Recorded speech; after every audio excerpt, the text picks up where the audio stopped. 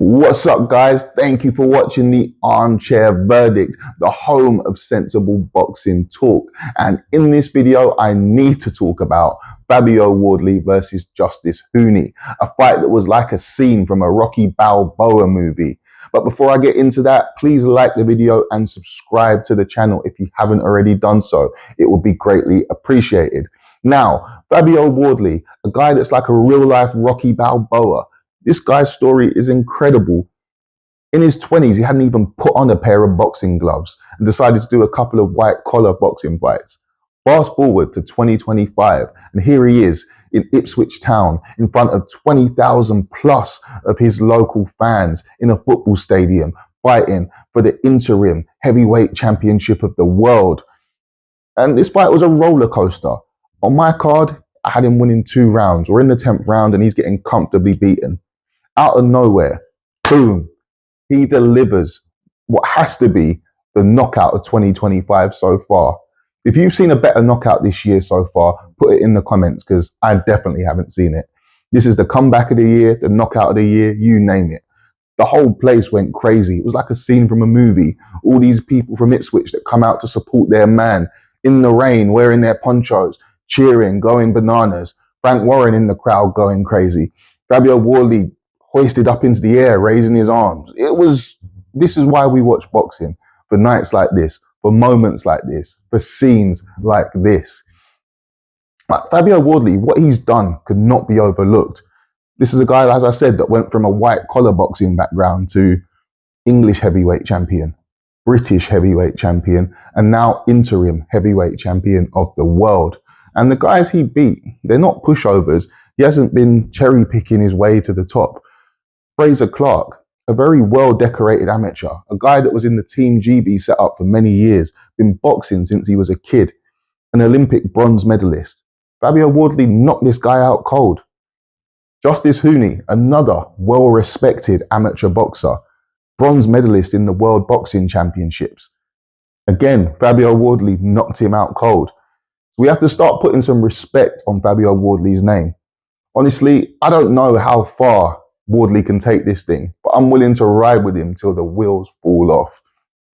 In a way, he sort of reminds me of Deontay Wilder, in the sense that both men started boxing really late in life, in comparison to other professionals who've been boxing since they were kids. And they're playing catch up, they're learning on the job. You can see when they're fighting certain boxers that they're not the most skilled. They are inferior in skill because of the late start in the game. But what they lack in skill, they make up for in power, in grit, in determination, heart. Like Wardley in that fight last night, he just kept coming. You could see lesser men would have broke. He was getting work to the body. He was getting peppered. He was second best all night. But anytime he was given any kind of opening, he pounced on it and started letting his hands go, throwing combinations, trying to close the show. I've got nothing but respect for that.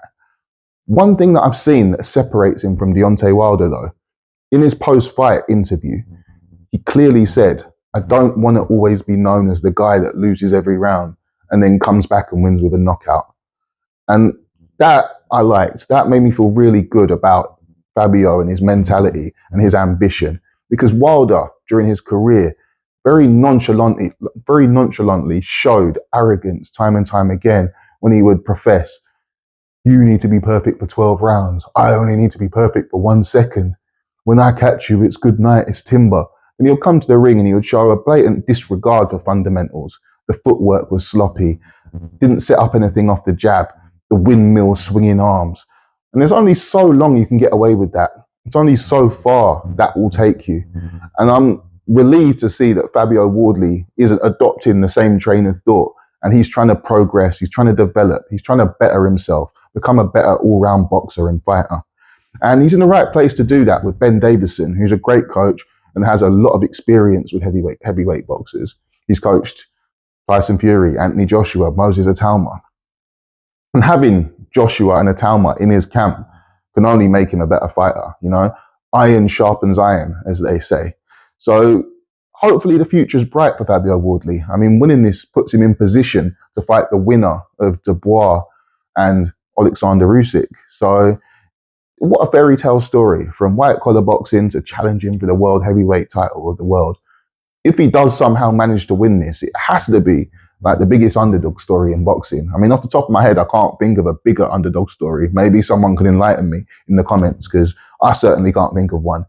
It's great to watch, and Fabio Wardley, I'm watching intently now to see what's next for him. As for Justis Huni, I mean, let's not forget about him. This is a guy, in my opinion, who was fighting the perfect fight for sort of 9 rounds, probably even 9.5 rounds.